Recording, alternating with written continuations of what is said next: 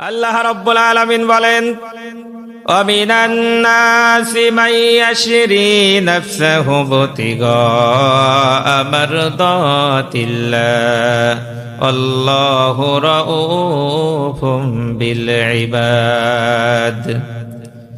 আল্লাহ রাব্বুল আলামিন কোরআনুল হাকিমের ভিতরে সুন্দর করে বলে দিলেন, মানুষের মধ্যে এমন কিছু মানুষ আছে কেবলমাত্র আল্লাহর সন্তুষ্টির জন্য, আল্লাহর সন্তুষ্টি লাভের জন্য তাদের জীবনকে উৎসর্গ করে দেয়। আল্লাহ তাআলা বলেন, এই সব বান্দাদের প্রতি আমি আল্লাহ রব্বুল আলামিন অনুগ্রহশীল।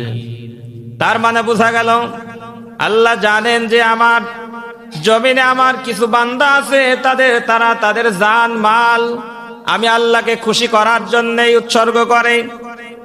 যেমনটি ভাবে সাহাবায়ে কেরামরা করেছিলেন, তাদের জানমালকে একবার ঈমান গ্রহণ করার পর বাতিল স্বৈরাচারীরা, ইসলাম বিদ্বেষীরা তাদেরকে যতই কষ্ট দিয়েছে, যতই